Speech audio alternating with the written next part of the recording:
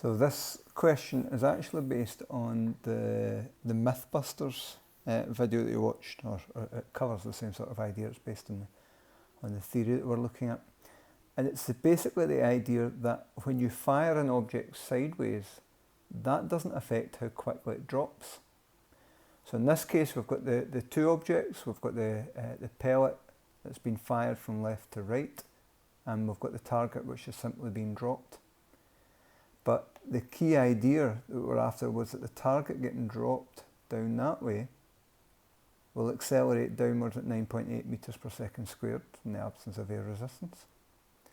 And the pellet, despite the fact it's going sideways, will also accelerate downwards at 9.8 meters per second squared. So in whatever time it takes the pellet to travel from there to there, both of them will have the same acceleration. They both started from rest in a vertical point of view. The pellet moving sideways doesn't affect that.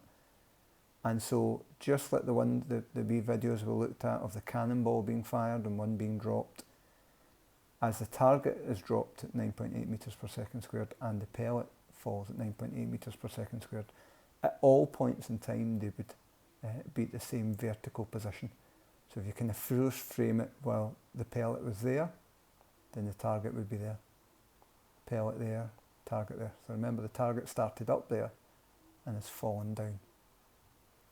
Okay, so our answer we're looking for is that the horizontal motion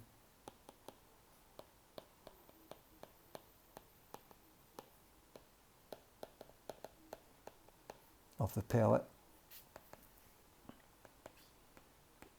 does not affect its vertical motion.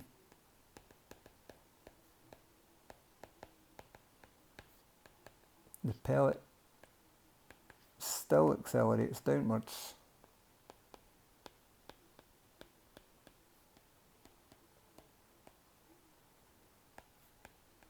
at 9.8 meters per second squared in the absence of air resistance, and that will become important in part B, as does the target.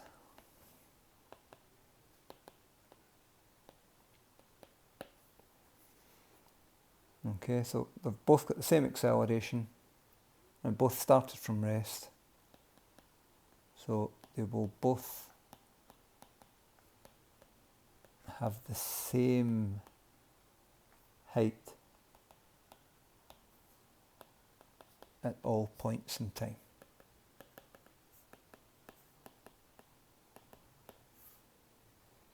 Okay, so when the pellet reaches the position of the target, position from left to right I'm talking about there, then they'll both have the same height, so it will hit the target bang on.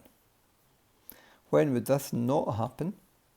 Well, kind of two main answers we could give, but the main one I suspect that we're after here is if air resistance were significant. Okay, so for instance, if you were doing this with a ping pong ball instead of a pellet, then it probably wouldn't hit the target and so on. Then there would be another force